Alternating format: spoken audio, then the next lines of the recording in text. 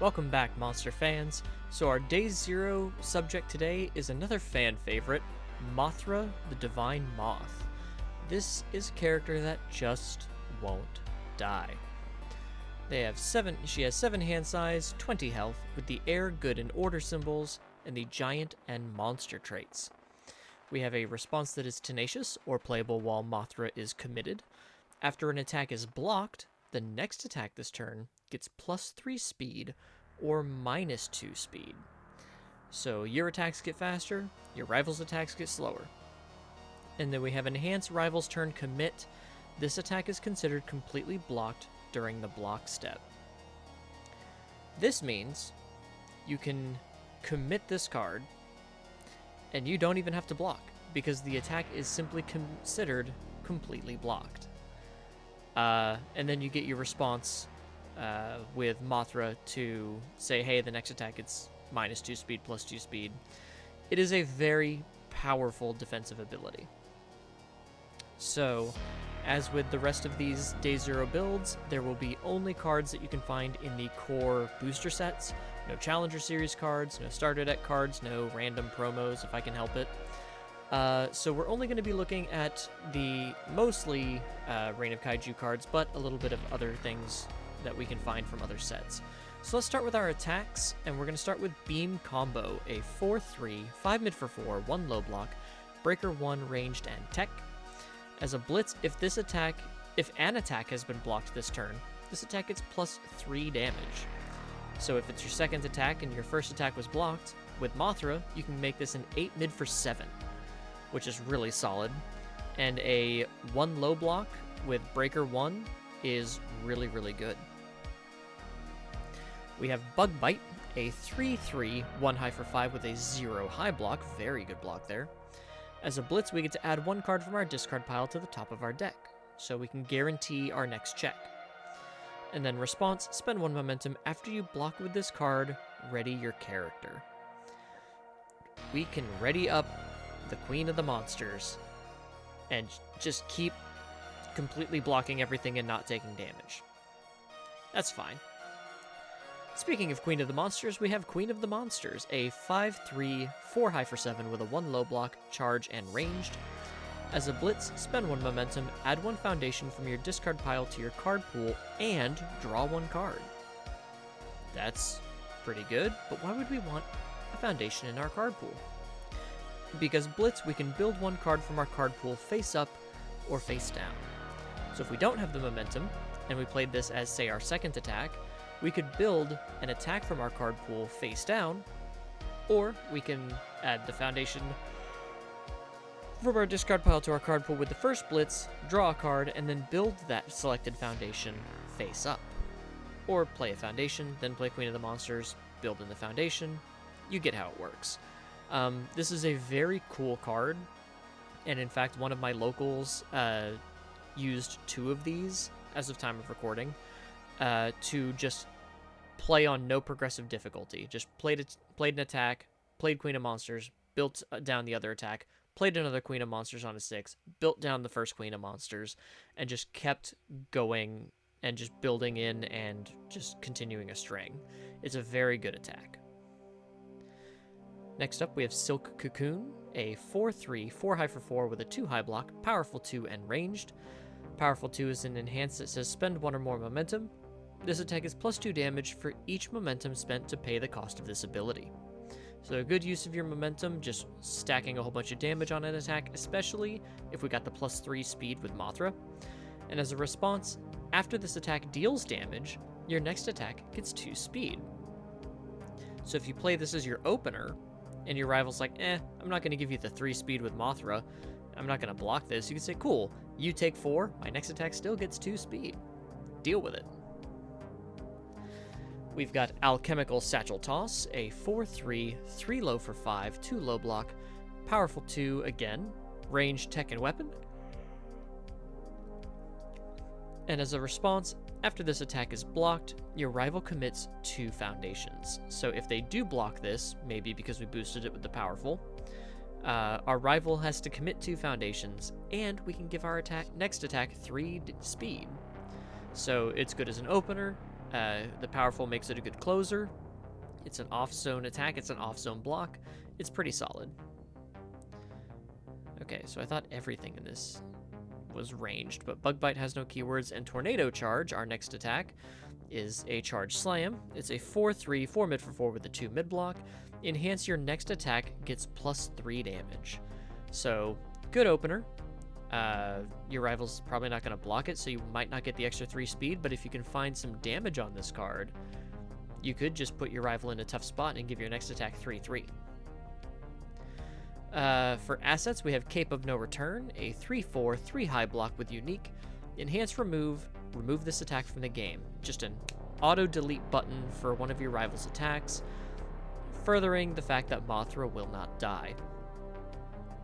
And then we have the Protector of Life action, a 2/5, 2 mid block with Breaker 1. Breaker 1, I don't remember if I went over this with Beam combo, but that means if you block with this card, your rival's next check to play a card gets -1. So very good defensive ability with Breaker. And then response, after you block with this card, this attack deals no damage. Add a power token to your stage. So get a power token, so one of your attacks can get an extra bit of damage. And this is an Omni block. It blocks mid, so you can block any attack with it, but even if you partial block it or block a throw with it, that attack's going to deal no damage, furthering the fact that Mothra will not die. No backups needed in this deck, but let's move on to our foundation base. We have Final Wars, a 2/5, 4 mid block with Unique. As a static, while this card is in your stage, all attacks get +1 damage. So a little bit of extra damage for all of your attacks as Mothra, and you're probably not going to take any damage from your rival on their turn, so it doesn't matter. You've got your character ability, you got Protector of Life. Mothra doesn't die. But as a response, once per turn, after your attack deals damage, draw 1 card. So this is really good to use with cards like Tornado Charge and Alchemical Satchel Toss, cards that want to be blocked, in order to give your attack 3, or your next attack 3 speed with Mothra, because they might not want to block them because either they're weak or they're just not gonna do a lot of damage. But if they deal damage, you get to draw, and you might draw into something even more dangerous. So your rival might not want to let you draw cards. So that's kind of a useful little trick here. We have High Guard and Low Guard, as in with every deck, just showing off our new Zero Diffs with their fancy off-zone blocks. Zero Diffs, even if they're blank, are really good to have because if you see them early, you get to build a wider stage faster, which can allow you to string out more and defend yourself better. Speaking of defense, we have the fluffiest card in the game, Define Defender. A 1/5, 3 mid block, enhance flip. If this is your rival's 3rd attack or greater this combat phase, add 1 card from your card pool to your hand. So you can block with Protector of Life, you can commit Mothra, Divine Moth, take no damage, and then when they play their 3rd attack, you can Divine Defender, flip it, pick up Protector of Life, block with it, take no damage. Just absolutely disgusting. We have Wrathful Spirit, a 1/5, 3 low block. Enhance flip if your character is committed. This attack gets +2 or -2 speed. So this is even more speed hate after saying, hey, I blocked your attack.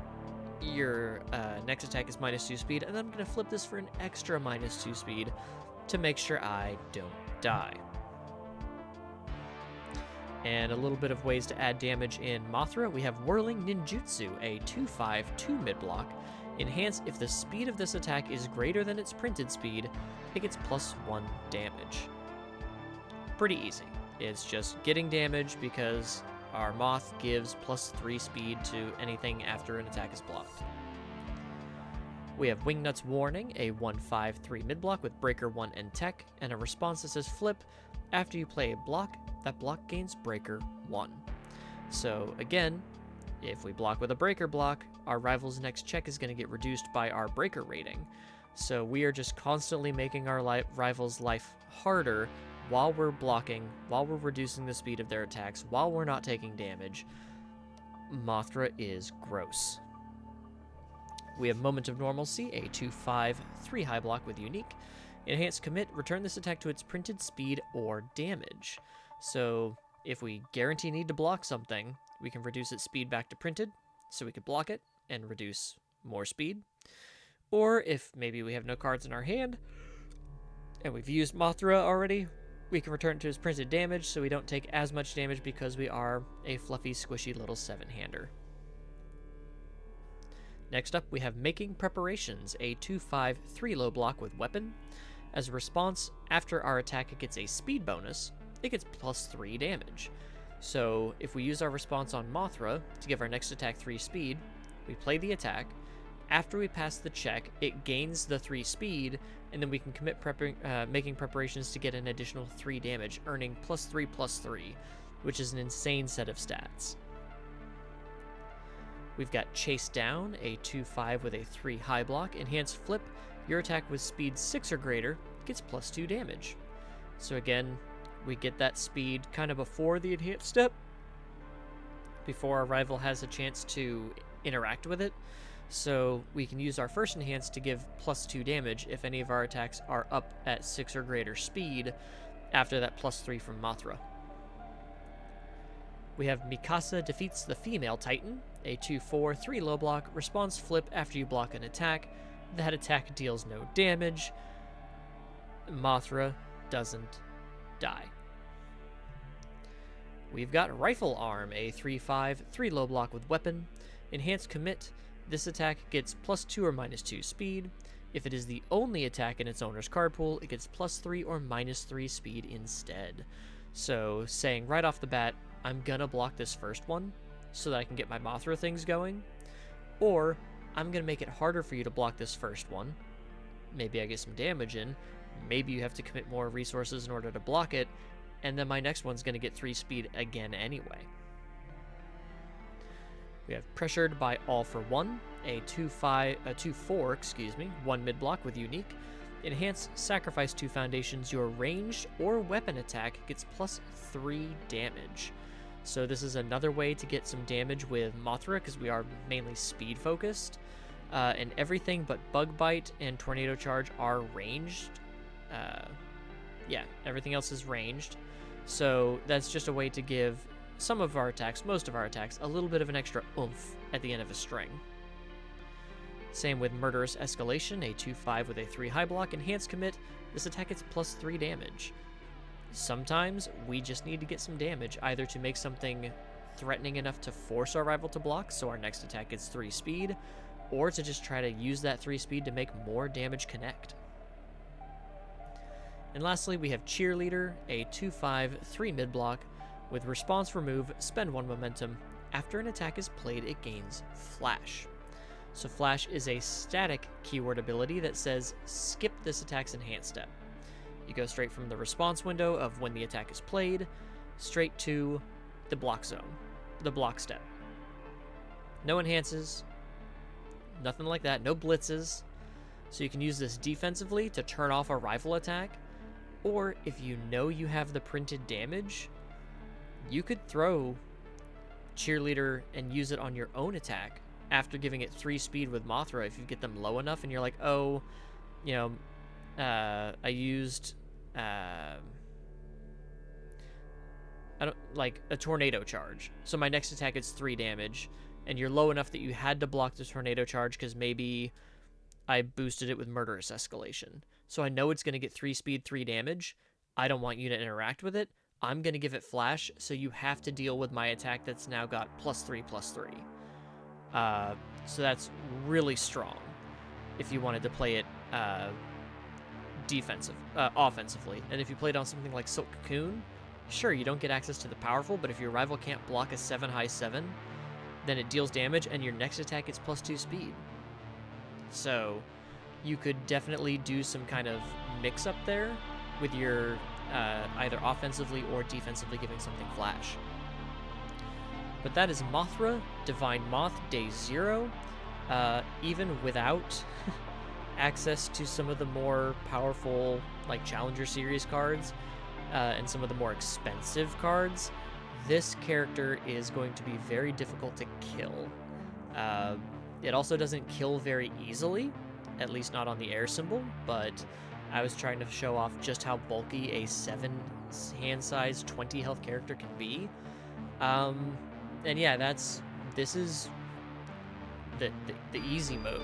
This is easy mode. It only gets worse from here with this unkillable bug, this queen of the monsters. But what do you guys think? I know a lot of people love Mothra, especially in my group. I've got a couple of big Mothra fans. But what do you think of Mothra? Please let me know in the comments below. Like the video if you found it useful or helpful.